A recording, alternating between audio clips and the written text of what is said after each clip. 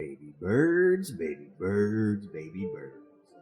Welcome back to the nest for another edition of Words of Wisdom featuring Brian the Red Kid. As always, with your friend, Wisdom W. Wisdom. Reach out to Words of Wisdom through the Twitterverse at Words from Wisdom. That's at Words from Wisdom. And now, everyone's favorite host, Baby Birds, welcome Wisdom W. Wisdom. Baby birds, baby birds, baby birds, welcome back to the nest here on Words of Wisdom, featuring the one, the only, the man, the myth, the legend, Braun the Raid King, who will be joining us on the TBA phone lines in just a quick minute. We have a lot happening, a lot flowing, and a lot going on today. And when I say a lot, I mean a lot, baby birds. We have the real deal happening all over the place. We got a splendid episode hitting it while we're kicking it and we bringing it. I'm telling you, this episode is lit. I'm telling you, this is what's going to keep you up at night. This is what's going to stay woke. And I'm not saying about when you woke up from a morning nap or when you woke up from a midday slumber. I ain't saying woke as in you have been awoken from a dreamy bizarre and mirage, and you have stirred and now you are awake. Nah. We doing stay woke, my man, because when one is clear of all distractions, you are woke. Or is it when one is completely woke, distractions mean not? There it is. That is it. When one is truly woke, distractions mean not. Baby birds, baby birds, baby birds. When one is truly woke, distractions mean not. I believe the earth is flat.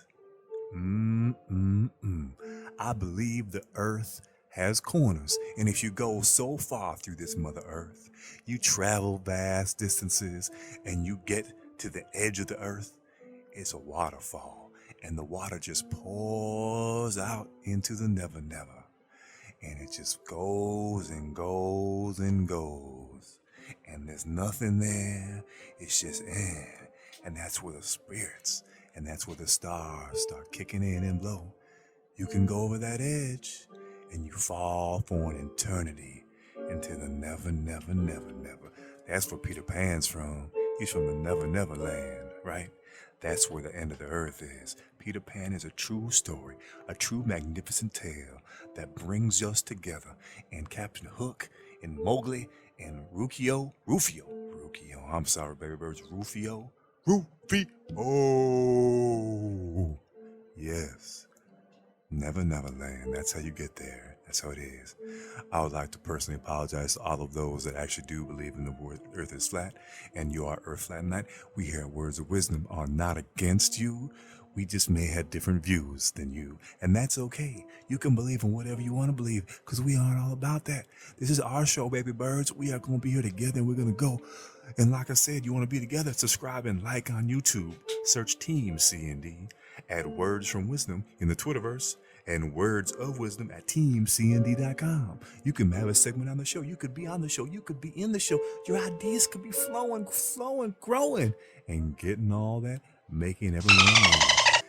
As inappropriate. I'm sorry. Now let's get to the phone because my boy Braun has just connected. So we are going to hit the break and we are going to go ahead and flow right into Words of Wisdom featuring Braun the Raid King right after this.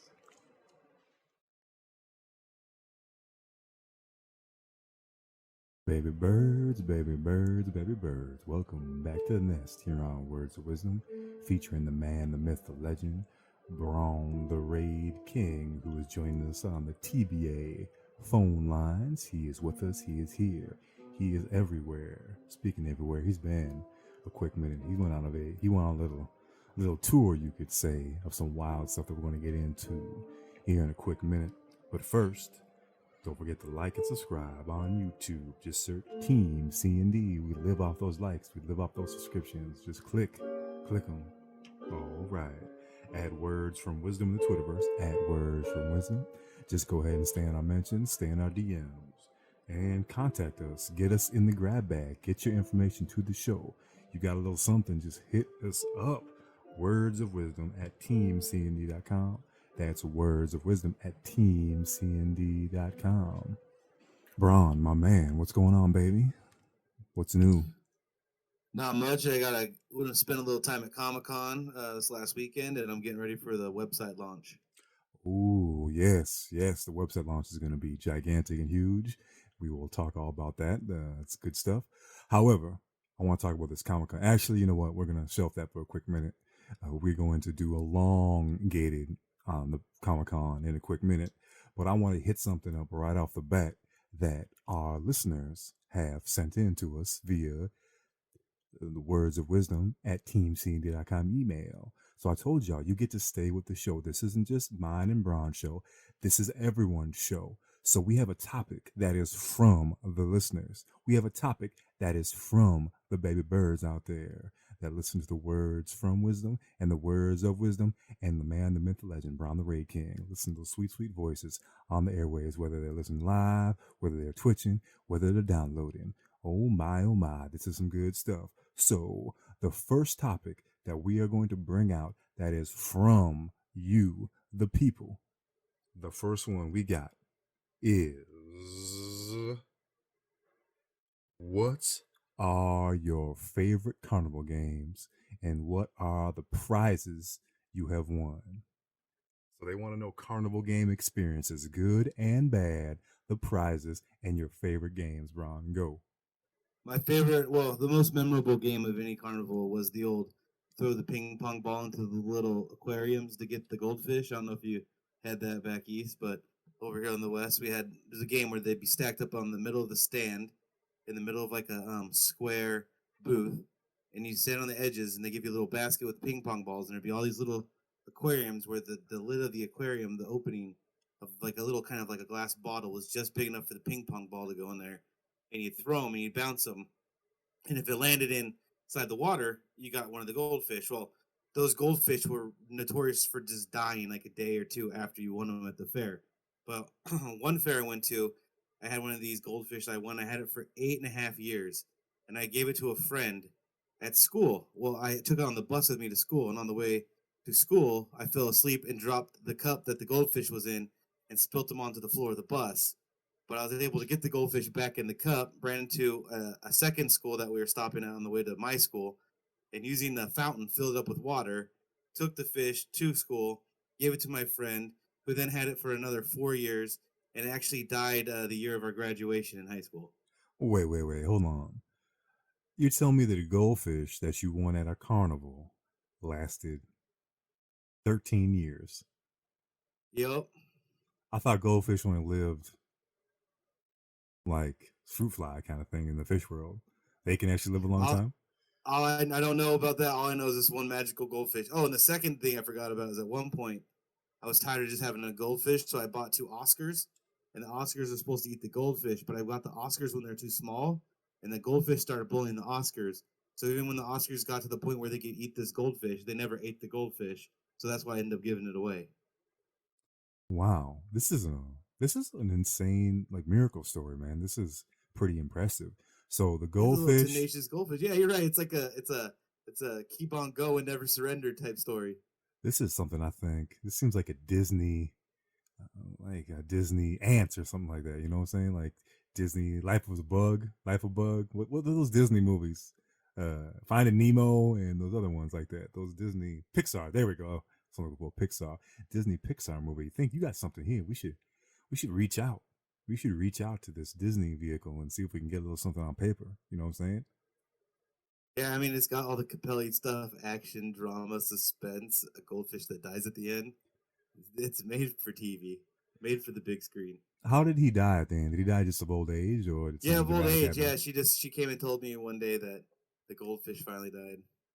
Oh, you gave this to a lady friend. Well, that's nice. So was this Yeah, a she gave me a cat in like I gave her the goldfish in like second grade, and she gave me a cat in fifth grade. wow? So was this your first love, man? No, no, just Just a friends. friend. All right, I got you. I got you. I remember Yeah, I what you. just had to get rid of a goldfish, and at one point her family had to get rid of cats, so she brought them to school, and I got one that I ended up having for 18 years. Wow, that's impressive. Very impressive. Very impressive. So this is my story with the carnivals. So carnivals pretty much are all rigged, right? And I got to learn close up to how rigged carnivals are because one of my friends, she a gypsy. That's right, a gypsy. Oh, she's a master of the carnival arts. Yes, yes. And gypsies, you'll see them every once in a while. They run carnivals and all that kind of jazz in some places. So she would tell me all the things about the carnivals, how they're all basically rigged. So because when they demonstrate, they holler at you to come over like, "Hey, come on over here, sailor! Come on, big boy!" They really want to go after you if you're with a girl or anything like that, right? You got your lady on your side, you with a group of people like that. They will really go after you and say, "Hey, come over and win something for that beautiful girl right there. Beautiful girl, don't you want the beautiful teddy bear to go with those beautiful eyes? Those blue eyes would look great with this blue teddy bear." And they try So to they go. prey on your manhood. Oh yeah, absolutely. They prey like an elephant, man. That's all they do. They prey on the manhood. They ring you in. So next thing you know, you got your girl tugging you on the shoulder and tugging. Oh yeah, that's a beautiful, beautiful.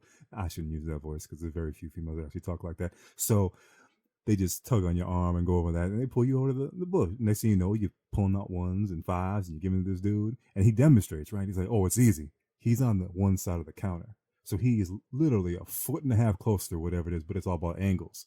So he'll throw it from a foot in front of you, and it goes in perfectly. Now, the angle that it's set up is set up a certain amount of distance from there on purpose, strategically. These are mapped up. These aren't just higgly piggly thrown together countable games.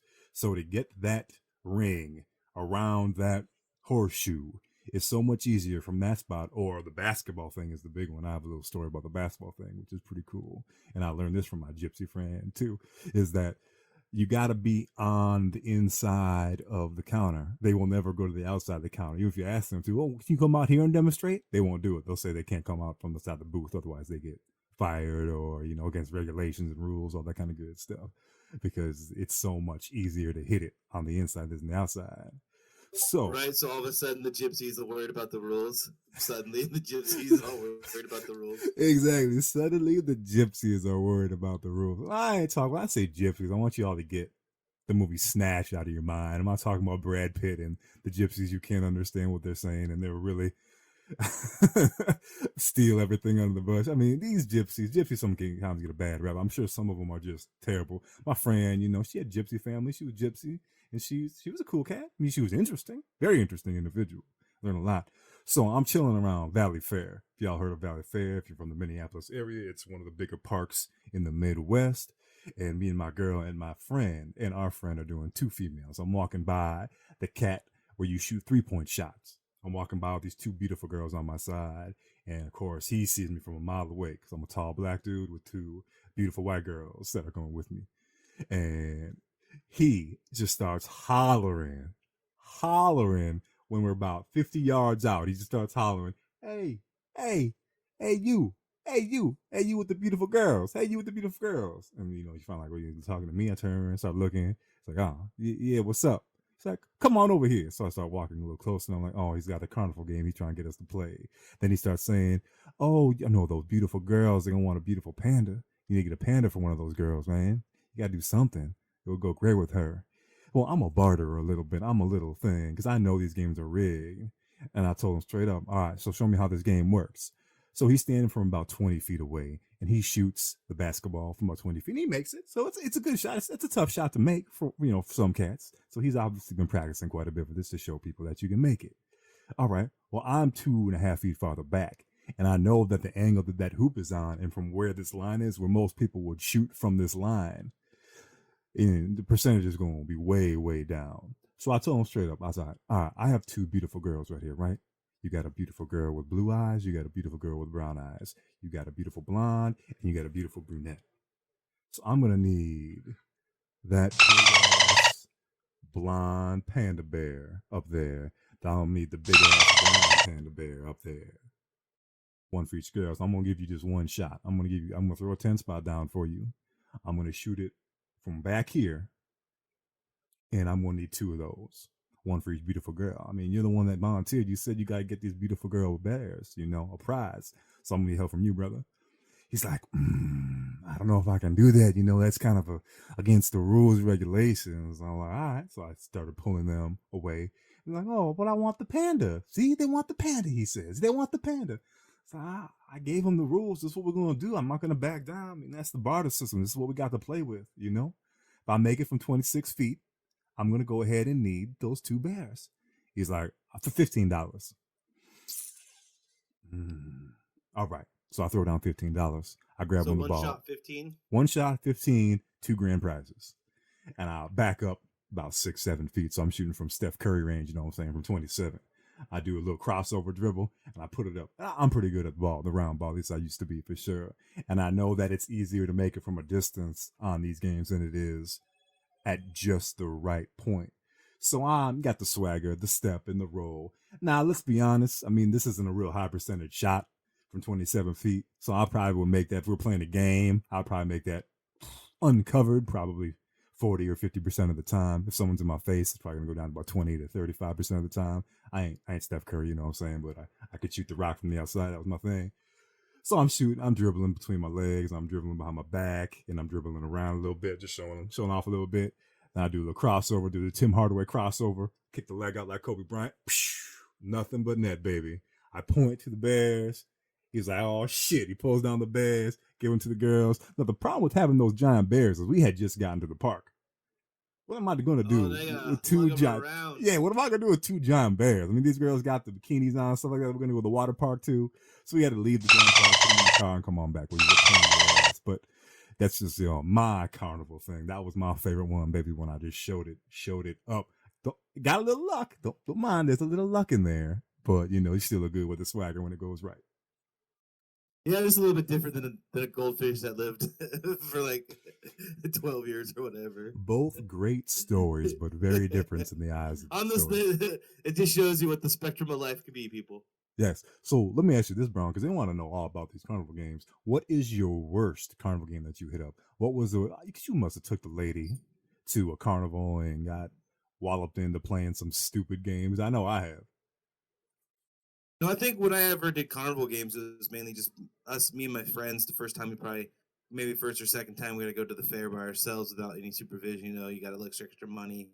You kind of spend on what you want. I think we played a couple games, but I always hated the clown where you had to spray the water into the mouth because it seemed so simple and you could get it, but then my buddies would always beat me at it. So, that's probably the worst one is that I have a 0% win streak on the spray the water in the clown's mouth balloon game.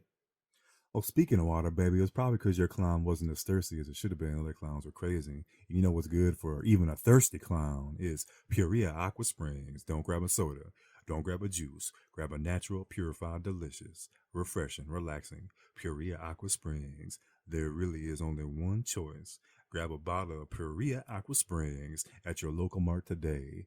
But no, I know that game, and I dislike that game as well. So check this out. This is another good carnival story. So I stopped playing baseball at a very young age, and I was pretty good at baseball. I loved playing baseball. I'm pretty good at lots of sports like that. So, but I stopped at a real young age, and I've always wondered how good at baseball I could have been. My family has severe issues later in their lives with their shoulders. So the guys on my side of the family, their shoulders blow out. So baseball would not have been a good choice for me to play, nor playing quarterback. Like I could throw the rock around a little bit, but it would tire out my shoulder pretty good. So there was the speed pitch, and the highest speed pitch was I think 84 miles an hour. And when I was little, and I was in little league, man, I could whip the rock like crazy hard for my age, crazy hard. But I had no control, so it was going all over the place, beating people, all sorts of shit. So I was told to slow it down, slow my roll. But I get up there, and I'm like, all right, I'm gonna go. You were all Wild Thing Vaughn with it. Yeah, I was Wild Thing Vaughn, but I didn't need glasses. I was just bad. So I get up there when this is probably when I'm 17 or 18 years old, and I'm at the carnival with one of my friends, and she's like, "Hey, yeah, you should try this out. You're athletic. You play sports. You're a big football player. Why don't you go ahead and do this?" I'm a football player. I'm not a baseball player. You know what I'm saying? She's like, "Just throw it. You bet you can get more than 84." I told her, "You know how hard it is to throw 84 miles an hour? People don't understand. They watch the pictures on TV and they think, oh, yeah, that's ain't no thing. I can do that." Most people throw in the 60s and 70s. Getting up to the 80s, minor league pitchers throw between 80 and 90, right? And then you get the major leaguers throw 90 to 100. That's the big difference. It's a very small amount. So I told her, all right, I'll do it. She kept pushing me. It's like, all right. And she's like, I'll pay for it. It's like, you don't need to pay for me. She did it anyway. She's a rich little kid anyway, so it was all right. And so I grabbed this ball, and the dude was like, I bet you can beat 84. Man, I'll try my best. I'll do whatever I can. So this is like if y'all seen Dennis Quaid in The Rookie when he's on the side of the street and he's by the speed sign and he's got the bucket of balls and he's throwing. Gets out of his car. He sees that speed sign. He gets a bucket, grabs a ball from his bucket because he's a coach. He stands out there. He winds up, slow motion, throws, whips it as hard as he can. He thought it was a great throw, but the sign starts to malfunction a little bit. Instead of saying 98 miles an hour, it says 78 miles an hour. She's like, oh, wow, I suck. I get up there. I wind up like the man, like I'm looking like Tom Glavine, Greg Maddux out there, Kerry Wood, Pedro Martinez trying to get it rocking and rolling. Wind up, stroll back, whip the ball. This is the first time in my life I've ever thrown a strike when I throw it full power. I hit it dead in the center of the bullseye. And Brian, I'm going to let you guess what the speed said on that bad boy. 91. 94 miles an hour. 94. The dude was like, you play baseball, right? You must be like getting a minor league contract or like that. And me, I got a little swag to me at this point. So I am real good at faking swag and faking confidence. Because what is the true definition of a great leader? And confidence is to ooze confidence even when you have no idea how the hell you just did something or what the hell you're doing. They'll edit that out. Don't worry. You always act like you've been there before. Absolutely. It's like, hey, man, that's what I do every day. That was slow. I play out slow. Usually I hit 98. He's like, you don't hit 98. You want to do it again? It's like, I don't need to do it again. I'm the high on that list. You're going to need a major leaguer to come by to beat that. So I'd be there already, but I'm only 17, baby. And I just rolled out. Yeah, that guy was probably bewildered. At first, he probably thought he was going to get hustled. Yeah, it was cool, man. But like I said, that was pure luck. I can throw real hard a few times, but they're all over the place. It's literally like watching Wild Thing, Rick Vaughn, and I never knew I could throw that hard, but I hadn't tried it in a while. But I know with my shoulder issues that there's no way I could pitch. I could pitch 7 pitches, and then I'd be cashed, and then eventually doing that for extended time, my shoulder would need surgery, just like the rest of the dudes in my family. Did you ever throw a baseball again for any reason after that? I did. So I had this swag. One of the cats on the baseball team was extraordinarily good, and he threw 88 to 92 miles an hour, which is pretty good. So the Yankees and the Padres and the White Sox, I think, came out to check him out. The scouts came to check him out because this was the time where not everyone was throwing in the hundreds like they are now. This was 15, 20 years ago. So still looking at high school that could throw 88 to 92 miles an hour, they're thinking he can still develop and get stronger so he could get up probably another 3 to 5 miles per hour. As long as he has decent command, they'll sign him and put him in the minor leagues. So he's out there, they're doing that kind of stuff. And afterwards, I didn't throw it in front of the scouts, but afterwards I was chilling out there as well because I'm friends with all these cats. I was doing some football thing. And I go over there. One of my boys is like, dude, just go over and throw. Because one of the cats knows I can throw real hard. But I can't always be good with it. So it's like, I'll go out there and throw. Because they had the gun out there. They had the gun that day. So I go out there and I wind up. I whip it. And I threw another strike. It was a little bit slower, though. It was 92. But it was another strike. And they're like, damn, you get the scouts off of that shit, dude. I'm like, yeah, I'm not a big baseball fan. I'm going for football. My goal in this world is to play in the NFL, and I'm not going to let anything get in my way. Once again, I'm bullshitting completely because once again, that was kind of a fluke pitch. But I'm 2 for 2 on fluke pitches. So I'm yeah, but come on. Maybe the thing is, maybe you have to be under pressure. And both times there are high pressure situations where you had to deliver, and you did. Maybe you're just one of those guys who doesn't like to practice but can perform on the game day. Yeah, put me in. I'm like Mario Rivera. Whatever, close the game, baby. Just throw 3 pitches. Close the game. Well, I'm just saying on the stage, like maybe if you're in Little League or Babe Ruth, you're not really pitching hard, but they put you in a playoff game, and all of a sudden, because the excitement level and the pressure on you, you're able to elevate yourself to the next level just solely because of the pressure. I've known people like that before. Where under the pressure, they become even stronger. Unfortunately, there's a thing called practice. And unless you're Allen Iverson, practice? I don't need no practice. Practice? You talking about practice, man? Practice? The rest of us do have to practice and do well in practices to stand out and beat someone out for a job. So that'd be a little rough for me. I can't just sign up and go, hey man, I'm going to go ahead and throw your game 7 in your World Series. Let's do this. Right. So you got any other games around before we hit the break? We're going to hit up and then I want your deep dive into Comic-Con. Ladies and gentlemen, boys and girls, baby birds of all ages, Comic-Con. The man, the myth, the legend was at Comic-Con doing live interviews with all the major talent, doing video select. We had a camera crew following him around. It was amazing. Absolutely fantastic. Bron's got it in. It's going to be live streaming. He's going to Twitch it out. He's going to do it all. It's going to be amazing. Isn't that right, Bron? Yeah, it's like Hard Knocks, but with more drama and more action. That's right, baby bird. So stay tuned after this. It's time for your information update. Ray Caruth, former Carolina Panther star of the 90s, put out a hit for his pregnant girlfriend, who the child, now 18 years old, is living with her mother. Unfortunately, girlfriend passed away during the conflict. Ray Caruth, just released from prison, is going after custody of his son. Wait, the one they tried to have murdered? You are correct. All right, so the baby didn't die when he tried to kill it, but then the baby's born. The mom has the baby, takes care of the baby. This guy's in jail. The mom dies. The kid's 18, and now dad gets out of jail and wants to have custody of the 18-year-old kid. You are correct. So I got a couple more details in the story here for you. So Ray, That's a movie. That's why he wants to do this. He wants to get custody of that kid, and then he's selling the movie rights. Tell me that's not a movie. it is. You're going to think even more so when I give you the rest of these details. So during this, his pregnant girlfriend, he didn't want to have this child, obviously, so he hired some hitmen, some bikers, I believe, to take out his pregnant girlfriend.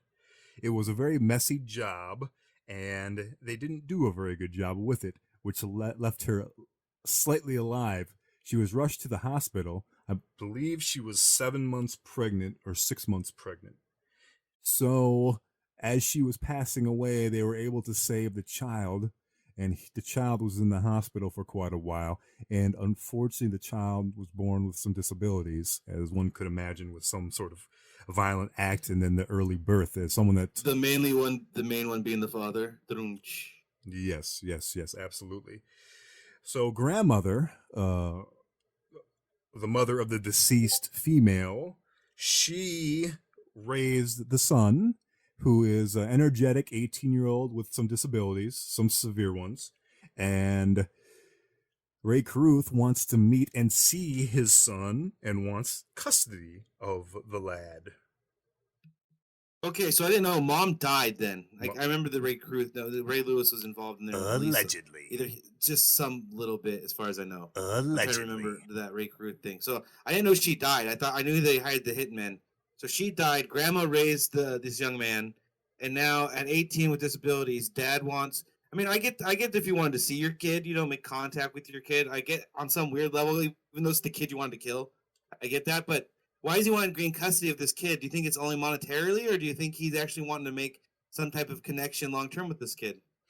I don't know. It's tough to know what Mr. Caruth is thinking, because the thing that he did, let's be honest, let's get down to it, that is one of the most despicable things that you could possibly do.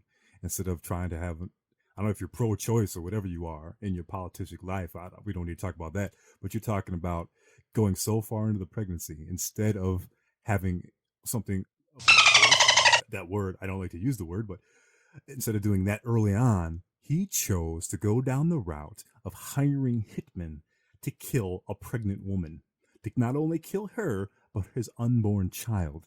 That is one of the most despicable things I have ever heard in my life, to be honest with you, when you're talking about one individual doing a singular action to one other individual. Now find this. I think Oh, sorry. No, go ahead. I think it's more the fact that he probably didn't want to have the kid, and she wanted to have the kid, so there wasn't an abortion being able to be made there. And what he saw was the fact that he was going to be a young man on child support in the NFL, trying to make a team, and probably thought life wasn't fair, and that's not fair that he doesn't get to have a say in the decision. And I mean, I think it gives you a little bit of stance on where I think the court system is right now with regards to men and that kind of situation. I think there's a conversation to be had there, but I mean, not that you should ever lead to try to attempt murder or actually murder somebody over it. But I think it was more of that kind of thing. He probably felt like he was going to be on the hook for 18 years, didn't want to have the kid, maybe didn't want to be with this woman anymore. She wanted to have the kid, was going to be a part of this guy's life, possibly forever. So he went to a drastic measure to try to take care of it. And I mean, he got what he deserved. I mean, I wish that she would have lived and he still would have got what he deserved. That's the best case scenario for, I guess, everybody. But yeah, I don't. It's weird that he would even want to have any contact with this kid, considering that you went to such lengths to try to kill him and the mother. What he did was despicable and insanely ridiculous. It's mind-boggling of what some people will do, but this will kind of make some people cheer up a little when they found out how he was found and arrested. He made so many careless mistakes, a lot of stuff like Aaron Hernandez did, ridiculously careless mistakes. He was later found by the police in a motel parking lot in the trunk of his own car. He was driving his own car still for some particular reason when he was trying to evade police and get out of the country. Found in the trunk of his car with a nut butter bar, a Snickers, 3 Red Bulls, a can of Gatorade, a bottle of Gatorade, and laying in his own urine. Well, I mean that makes sense. I don't want to make a diabetic joke because he's got is all the candy and diabetes makes you pee yourself. I think I don't know if I should be speaking on that either. But who hides out in your own car? So he hid away. Imagine if OJ. I mean, I guess it wasn't OJ's Blazer, right? But imagine if OJ owned that Blazer and hid in the Blazer, like parked somewhere and tried to hide. They're looking for that car, and you're hiding in it. So I think on some level, some people want to get caught. I don't think he really want. I think he wanted to have freedom, but the idea of him, I don't think he really felt like he was going to be out there very long. I mean, a lot of those guys got to think that way. They got to know eventually they get caught because what kind of life are you going to live now? Oh, absolutely. And the last little bit I want to talk about this subject is, and we'll move into the much more fun and wonderful subject of Braun's live performance at Comic Con this particular year, is gentlemen out there, baby birds, men, boys of all ages and sizes, don't be a fool. Wrap your tool. If you don't want to be a daddy, make sure it can't happen. Don't be a fool. Wrap your tool. It is your personal responsibility. If you create life, if you are prepared to do the action of life, man, you got to be prepared to handle it and respect it. And don't be a deadbeat dad. Don't be ridiculous. Don't be dumb. Take care of those children. Take care of that family. Keep care of them. Just do the right thing. All right, Braun, my man. Let's do something a little less somber. Let's jump into Comic-Con, baby. Tell me, regale us. Regale all the baby birds out there with your Comic-Con adventures. Well, it was great. Comic Con up in Seattle here has really taken off. This is the third year I've gone in a row. I went to the San Diego one prior to that, and like I said, that one felt like much more larger and alive. Well, this one was really, it's up there now. They have the live panels out in the open, so as you walk by, you can see people talking about different things. Now we went on Friday, and a lot of this stuff happens Thursday night, and then on the weekend. But me and my wife like to go because we like to look through the art and buy a couple pieces of art now and then, just for different things to be hanging up. Sometimes for the kids' room, sometimes for the man cave, just different stuff. Well, let's slow down right there. Let's talk about this art for a quick minute. So, what do you have currently? Tell me what you got before in the past at Comic Con, and then tell us what you got this year at Comic Con. Well, the very in Seattle, we ended up getting these. I got a Snake Eyes and a Storm Shadow. I guess it looks like I don't know how much you remember the old GI Joes on the back of the GI Joes. They'd have like the file card, and there'd be like a little picture, or even on the front of the actual toy, there'd be like kind of like a live action comic view shot of it. I got a Storm Shadow and a Snake Eyes dual picture set, and that they kind of sit next to each other, kind of have the same background. And then one of the ones me and my wife really liked was there's a Gwen Stacy and oh man, Mary Jane and Gwen Stacy but Mary Jane is being taken over by the Carnage symbiote, and Gwen Stacy's being taken over by the Venom symbiote. And they're very revealing because the symbiote hasn't fully attached to the female body yet. So it's kind of like an interesting concept of the fact that Spider-Man's biggest enemies are both the symbiotic suits and these two women in his life. So I kind of like that. And then Can you those are the first refresh things we me? I got. know Mary Jane. I should know Gwen. I'm trying to think Gwen. Who is Gwen? Gwen's the blonde, the blonde female that Peter Parker gets with. It's after she's the one that dies at the very beginning. She's his original love. The Goblin throws her off of the bridge, and Oh, so she was while the trying to one save her in with the web, he snaps her back. Spider-Man 2 with Garfield, the Garfield kid. Yeah, I think Emma Stone played her. Yeah, Emma Stone. Okay, that's Gwen. All right, yeah, I know she is. All right, gotcha. So yeah, that's the first thing we got. And we've gotten some other stuff here and there. Last year at Comic-Con, I ended up getting some Colossus and some Iceman pictures because those are my two favorite X-Men. And I got a Harley Quinn thing, so that's basically my favorite DC character. Harley There's Quinn. yeah, from the Batman animated series. I just really like the character ever since Oh, you're talking then. about Harley, Joker Harley. Yeah, Oh, I didn't know yeah. the last name was Quinn. All right, got you. Yep. Yeah, Harley Quinn. The only problem is you can't really find. And this is gonna sound real nerdy, but at Comic Con, it's me and my wife want to try to find the original cartoon version of Harley Quinn with the hammer, and you either get the original cartoon version of Harley Quinn with the bat, or you get the new version of Harley Quinn with the mallet. So we haven't really found one that matches up. But that's kind of the fun of it. You get to go there and just look around for stuff. And then this year I got some stuff from 13th Floor. It's a guy who superimposes Star Wars TIE fighters and stormtroopers and Wookiees and Jedi onto iconic or replays iconic World War II photos.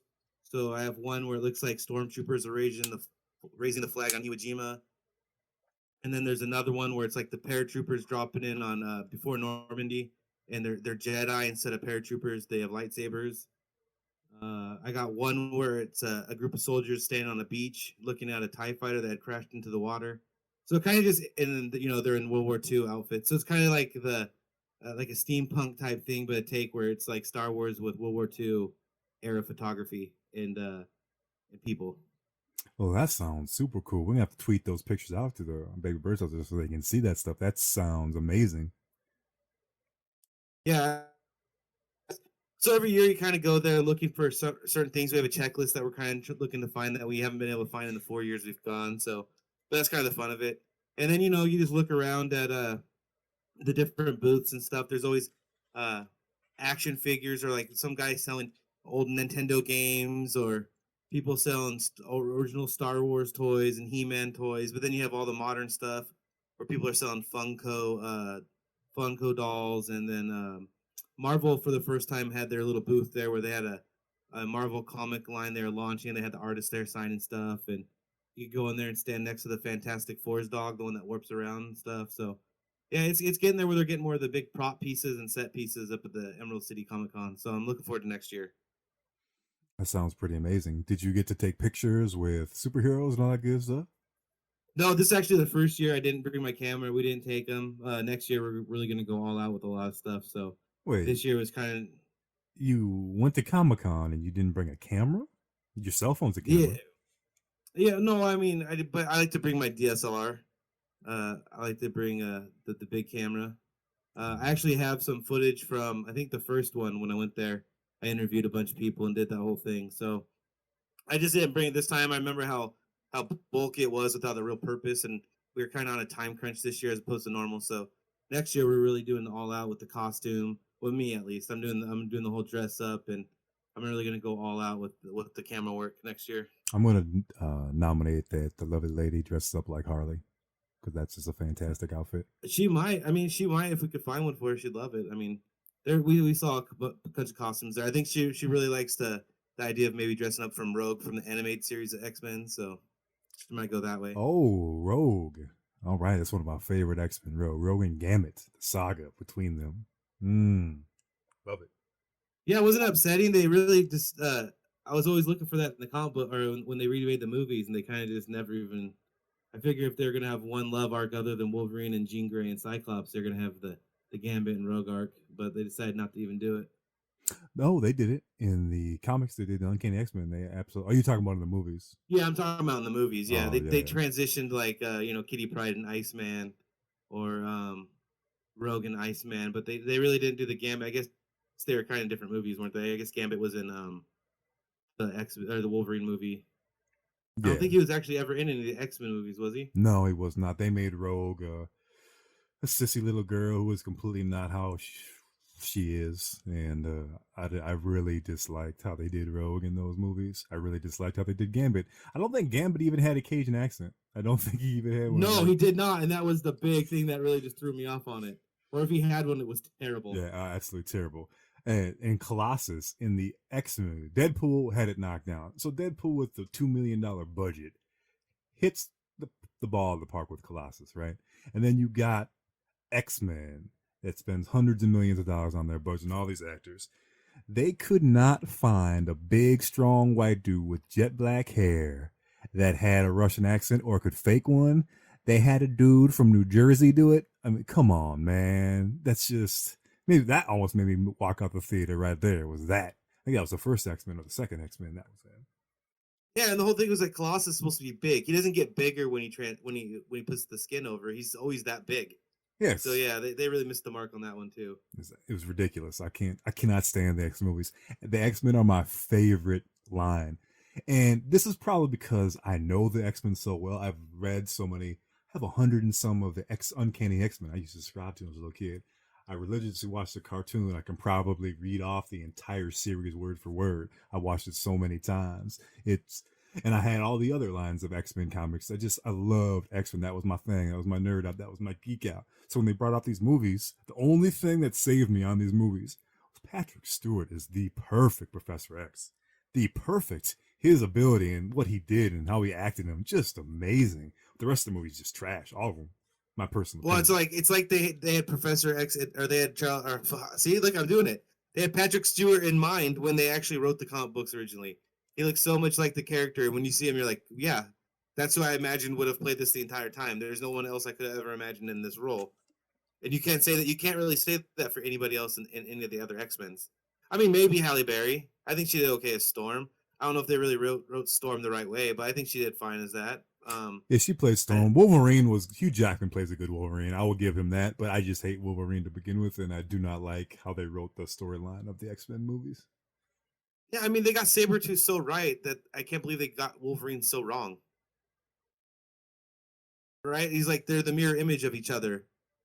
Just the difference is how they fight and how they grew up afterwards. But as far as like the way they fight and everything, other than I guess the first Sabretooth was horrible, right? The one where they had the old guy playing Magneto. And Yes, yes, yes, that was bad. Uh, yeah. The newer one in the Logan movie or what the Wolverine arc Wolverine, yep. was pretty good. Yeah, Yeah, with who was that? Liam, Yeah. He played. He Shiv. did. I mean, Yeah. he looked like Creed. So yeah, I like that. Yeah, it's just weird that when they have all this backing behind it, and even now, like right now, if they ever cast somebody wrong, like you look at the Avengers, I don't think they've cast anybody incorrectly yet. And you're like, wow, I can't believe they haven't cast anybody incorrectly yet, because it seems like there's always going to be one person. But now maybe there's with all the money they have, they can basically go get the right person for every single role that it doesn't really matter anymore. And let's be honest, who wouldn't want to be in that movie? If you're asked to be in that movie, you're talking about when people work with Martin Scorsese, right? Like Liam Neeson works for scale with him because he's in a Marty role. Liam said, I work for scale for Marty. If I want money, I'll go make Taken 3. Yeah. Yeah, Jonah Hill did the same thing. He worked for scale for Scorsese. Yeah. Yeah. So these cats get to work with all these other cool cats. They get to work with all these things. So you're seeing big time celebs taking these bit roles or smaller roles just to be in these movies. And it's cool. It's real cool. I remember watching Captain America Civil War. Yeah, all these guys had their own movie pretty much, right? But still, they're having bit roles in this Civil War movie where they're only getting about 5 minutes of screen time throughout the entire movie, but they're in it because it's all part of the journey for the entire universe. It's everyone's on the same page, everyone's part. It's just phenomenal the way they are doing. Cannot believe how bad DC has done it. How can you have Marvel standing there right in front of you, writing the script, writing the story, just showing you how to do it, and you completely bomb everything down the hole, except Wonder Woman. Wonder Woman was good. Everything else was trash. Well, I mean, the Christopher Nolan Batmans I thought were okay. Well, yeah, but that's not really But that's part right of. there. There's their blueprint, right? They use the Dark Horse version of everything. You just like Christopher Nolan's Batman hit the right tempo of like right on the edge of like just being a horrific movie. Like look, think of the Bane one, right? The tension in that movie, the fact that they are able to get that much emotion out of that kind of movie. Like I don't know why they didn't just cast that over into the other ones, and then to go get Ben Affleck as Batman, just stuff like that. Like they're obviously trying to just if you can't find somebody to play Batman in that movie that would carry that role, and you have to go get somebody like Ben Affleck to do it, then I don't think you feel that you really have a good movie, and you're just trying to hopefully get some names in there. Well, yeah, you got to remember too. Christopher Nolan was asked to direct that movie, and he did not want to do it. So he was a consultant on there. Christian Bale did not want to do it. There's a reason those guys did not want to attach themselves to the rest of these projects because there's no continuity. There's no storyline. It's not like Marvel. They saw it. They knew it. They weren't going to get their names dragged through this pile of crap. Well, and the whole thing is like, look at Marvel. The reason that they got all these people to do all these iconic roles is it also makes the universe feel so much larger. And they picked the Justice League, which is like the biggest, really, I guess, group in DC, right? It's like their answer kind of like to the Avengers in DC. And it's really not the characters aren't as compelling, first of all, and then the cast for the most part is really limited. And so they're not going to really be able to have that big multi-universe type inclusion. Like you got the Guardians of the Galaxy, and if they really wanted to, they could throw Spider Man and Wolverine and Thing into the Avengers because I believe they were all Avengers at one time. So I think Marvel just has the ability to be more flexible, where DC was going to have to be in this more rigid group. I mean, come on, Batman, Superman, Wonder Woman, Aquaman.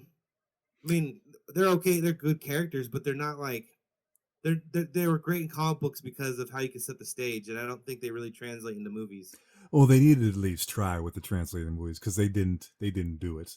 They didn't do anything with the movies. They needed to connect all the movies just like Marvel did. They needed to try and do their best.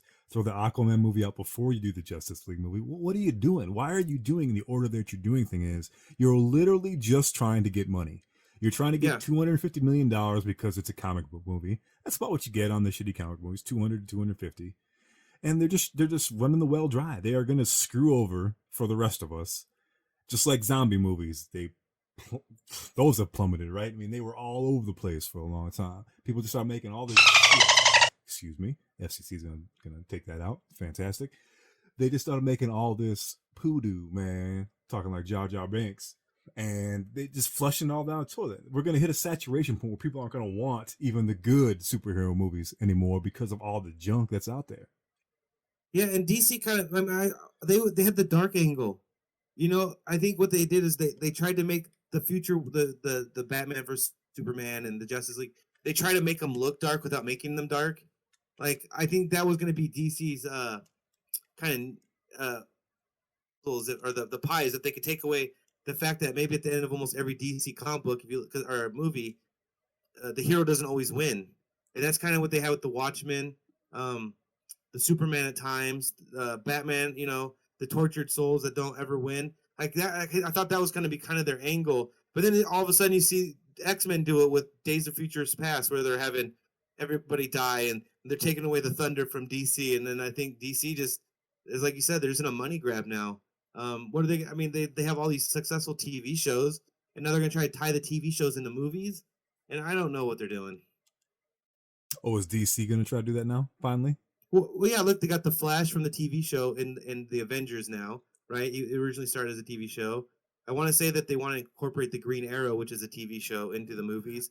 So it's almost like remember the old Transformers and GI Joes? They'd release the toy and then or release the show and then sell the toy, and it's almost like DC's like we're going to release a character on TV, and then if it's big enough, we'll put him in a movie. It's almost like they don't even want to take the risk anymore, and I think that's what you see in the movies they put out. Oh, absolutely. The best thing that DC's ever done is those shows. The Arrow, especially when it first came out, was awesome. Watching Green Arrow, how we changed, a murderer just running around killing folks left and right in the name of justice was phenomenal. And I see how he changed during the show.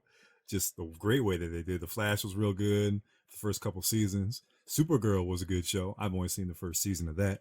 I haven't seen nothing in a quick minute, but those were fantastic. And they're all tied together. They're in their own universe for some Right in reason. Smallville, wasn't Smallville part of that? No, Smallville was its own thing, man. Smallville. I'm gonna give you. All right. So you asked me the other day about what movie was my dirty little secret, right? It's not really. I don't really have a movie that's a dirty little secret. My Well, hold dirty. on one sec. Speaking of dirty little secrets, hit me up about Comic Con after the story. Okay, I will do. Will do. Absolutely. The one thing that is my dirty little secret. You remember Dawson's Creek when it was on TV and all the girls was their favorite show when we were in high school or junior high school. Everyone loved Dawson's Creek. Everyone loved Joey and Vanderbeek and Casey, whatever. The Beak, man, of course. Everyone loved that. Well, my dirty little pleasure was not Dawson's Creek. Ladies and gentlemen, boys and girls, baby birds out there, don't lose faith in me, okay? I love Dawson's Creek with Superman in it. Smallville is one of my favorite shows of all time, man. And it's cool. We can love that show as boys, as men back then. We can love that show. Why? Because it's Superman, dude. It's exactly like Dawson's Creek with Superman. Basically, Superman is Dawson. And it was just a great show, man. I love it. I got all the seasons on DVD, and I got half of them on Blu-ray because they were still to this day have not released all 10 on Blu-ray, only 5 through 10. So I got those wrapped Oh, they're up. holding out on you. Yeah, I got it all, dude. I got all. I used to give money to the Christopher Reeve Foundation when they did a thing. You get a Superman pendant, and then you get all that stuff. They did the big thing with Smallville. Dude, I love that show, man. I love it. Love it, love it, love it. Erica Durance, man. Lois Lane. I remember that show, Lois and Clark. I really like that show. DC's always been kind of wonky with their shows. They always try to do these weird angles with them. Do you remember Lois and Clark? Oh, hell yeah. Dean Cain, Terry Hatcher. I love Terry Hatcher. Yeah, dude. I thought Dean Cain played a great Superman. If you're going to rank your Supermans, what would you rank them in? If you're going 1 through 5, what are you ranking them in? Probably Christopher Reeves because he's the OG. Then I probably have to just go right down the line. I think Superman's gotten worse. Every time they cast Superman, I think they get worse.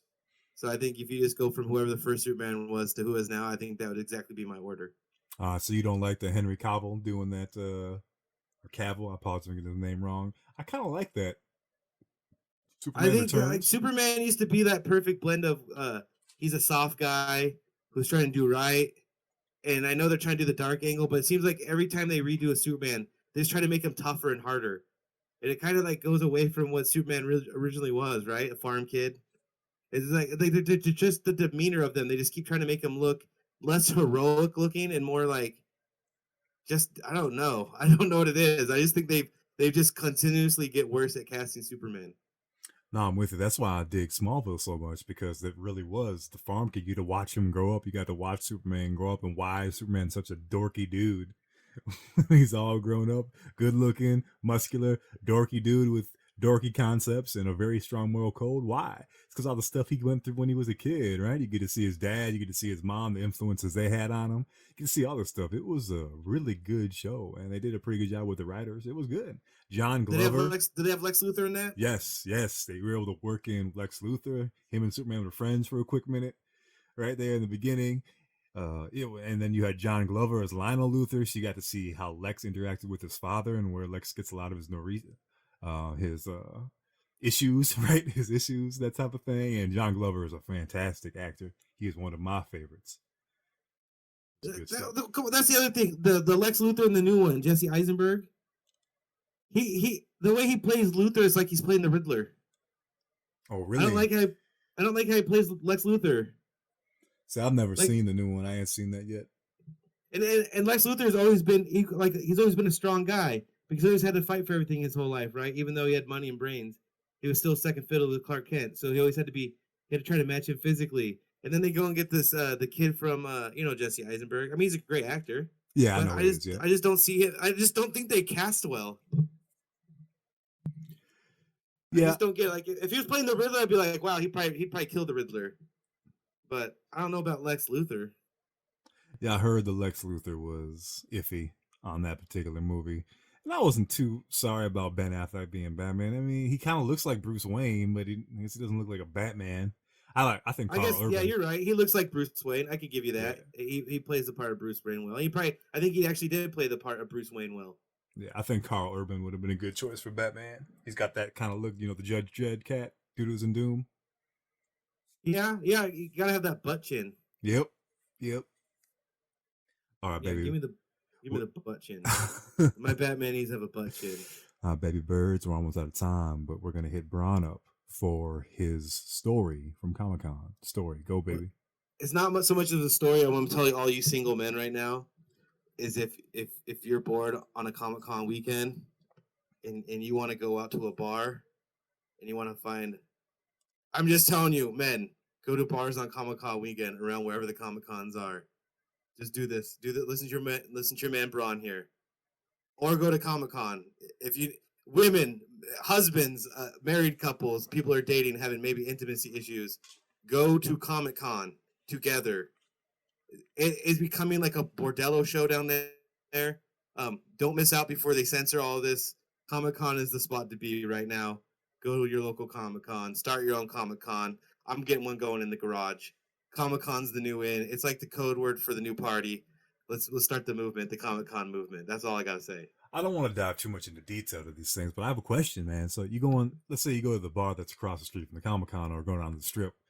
You tell me that all the people that are dressed up, they go to these kinds. You got Wonder Woman, you got Poison Ivy, you got all these girls, Power Girls. Yes. You got oh my goodness! And I'm gracious. telling you, it is like for blocks in Seattle. Seattle's in the district where it's at. It's small, and it is just blocks. I'm telling you, it's the place to be, gentlemen. Skip wherever you think you need to be. Comic-Con weekend, that's where you need to be. Start hitting the bars up around 7:30, and I'm telling you, you'll have stories for the rest of your life. Well, and I'm assuming it's going both ways. You're gonna have cats dressed up as He-Man. You got Batman. You got Supermans. You got Yeah, that's the odd thing is like I'd have to say out of the being probably 60% men, 40% women, I'd probably say that 30% or more of the women dress up, and probably only 20% of guys dress up. ooh, we got the beat, baby. They're telling us to wrap it up. You got any last words for our baby birds out there? No, I'm excited. The launch party for the new website, I'm stoked about that. I'm happy to be back for Comic-Con. I know I missed a couple of days there, had some family stuff. So yeah, I'm ready. I'm happy to be back. I'm looking forward to the launch and what we're going to be doing going forward. You heard it here, baby birds, from the man, myth, the legend himself. He is happy. He is happy to be back. He is happy from Comic-Con. He is happy he got to hang out with Rogue, Storm, Power Girl, and his beautiful lady. Oh my God, there's this chick in the Metroid outfit, Samus, when she's in her blue outfit. Forget about it. Just forget about it. Gentlemen, Comic-Con. Listen to Braun. Forget about it. And baby birds, don't forget, subscribe and like on YouTube. Just search Team C&D. Add words from wisdom in the Twitterverse. Stay in our mentions, stay in our DMs, and words of wisdom at teamcnd.com. If you want a topic shared on the show, you have a game that you want played, just like Scuba 3644 today with their topic of carnival games, situations, and prizes. Your topic could be featured on the show, and we will be back right after this to wrap things up. Baby birds, baby birds, baby birds, welcome back to the nest here on Words of Wisdom, featuring the one, the only, Braun the Raid King. Don't forget, subscribe and like on YouTube. Just search Team C&D. Find us in the Twitterverse at Words from Wisdom. That's at Words from Wisdom. Stay in our DMs, stay in our mentions. And of course, stay in our grab bag. Give us ideas, just holla at us. Like, dislike, whatever. This isn't just our show. Mine and Braun's, this is everybody's show. All you baby birds out there that swing back week to week, day to day, back to the nest, and then flock away in the ending. This is your show. Remember that. For shizzle. And that's Words of Wisdom at teamcnd.com. Words of Wisdom at teamcnd.com. We're going to end the show the same way we end the show every single time, with a little bit of words for y'all to ponder. This time, baby birds, we're going to do something a little bit different. We're going to do some introspective thinking. I want all you baby birds out there to slowly close those eyes, close those peepers, Close it so the world disappears. When those eyes are closed, I want you to sit up straight in your chair, comfortably and relaxed, with your arms on the armrest, your feet calmly and flatly on the floor, your back nice and straight, and feel relaxed, or laying down, one of the two and only of the two. Of course, if you are driving a car, please don't do any of these types of things. If you are operating heavy machinery, please don't do either of these things. But if you're at home, chillaxing, please follow along. Baby birds, this is for you. I want you to take one deep breath. Take it in, one deep breath, in and out. I want you to count your breaths. Your first breath is 1 in. Your second breath is 2 out. Your third breath is 1 in, 3. Next breath is 4 out. 5 in, 6 out. 7 in, 8 out. 9 in, 10 out. And I want you to count that over and over. When you get to 10, start right back at 1. Make sure your eyes are comfortably closed and you're sitting comfortably with your feet flat on the floor and just hearing the sound of my voice. Keep that breathing. Count that breathing. I want you to envision a candle.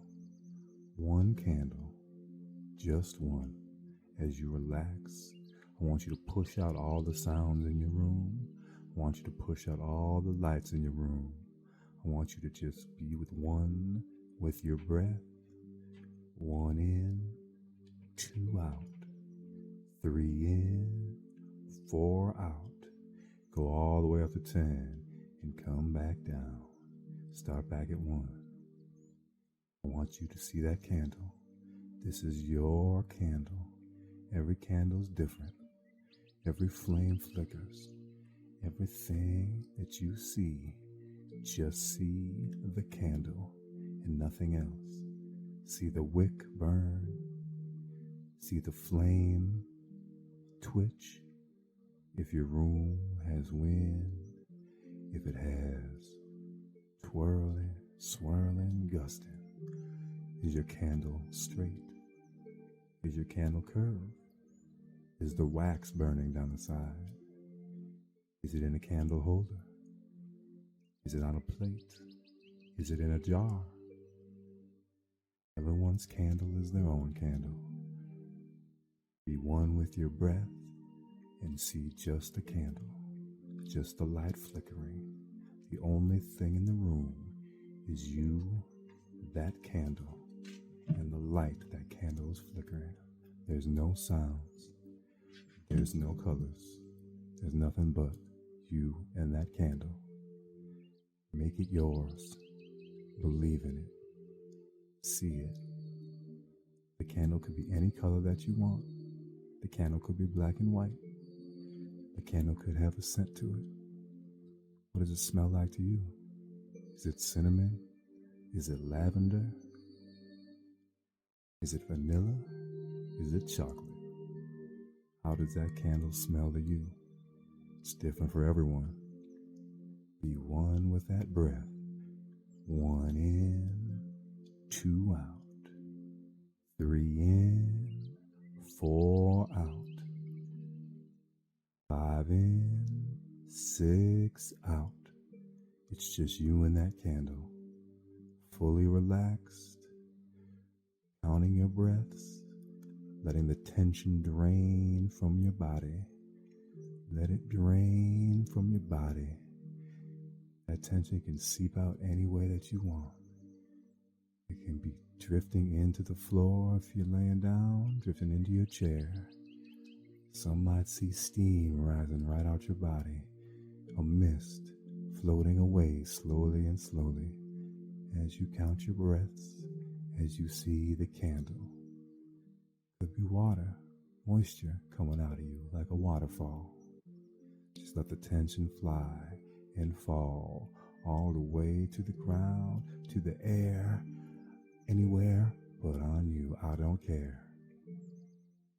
Just count those breaths and look at the candle. It's you and your candle. Its special scent, its special color, its special light. Is the flame blue, red, orange, or purple? Could be black, could be white. This is your candle. Just breathe. I want you to slowly see that candle drift away. The light slowly go out of that candle. I want it to move farther and farther away. It's dimmer and dimmer and dimmer. The smell starts to go away. You're getting too far away from that candle. The smell is rolling away. The light is but a flicker. And then you can't see the color any longer. You can't see the light. You can't smell your candle. And everything has gone black. Just a darkness, but not a darkness of fear, a darkness of flavor. And at this point, I want you to slowly return to your body. I want you to slowly return to your body. I want you to wiggle those toes from the left to the right. All the little piggies went to market. Just wiggle those toes. They're coming home from the market, y'all. They're coming home. Wiggle those fingers. Just right to left. Wiggle those fingers right to left. Slowly take one deep breath and exhale. Slowly open your eyes, letting the color in that room seep in, letting the sound slowly seep back into you. Just be one with the room. Go ahead and stretch a little bit. Raise your arms up, stretch your neck, stretch your legs, stretch a little bit. Take back the room as you re-enter the real world, and the world that we have to be in and live in every single day of our lives. It's sometimes good to take just a quick minute and reflect, whether it's 2 minutes, 4 minutes, 5 minutes, 10 minutes, 35 minutes. Just take a quick minute every day, and your life will be much happier for that way. I'm Baby Birds. We'll check you out next time as you flock back to the nest here on Words of Wisdom featuring Blonde the Red King. Until next time.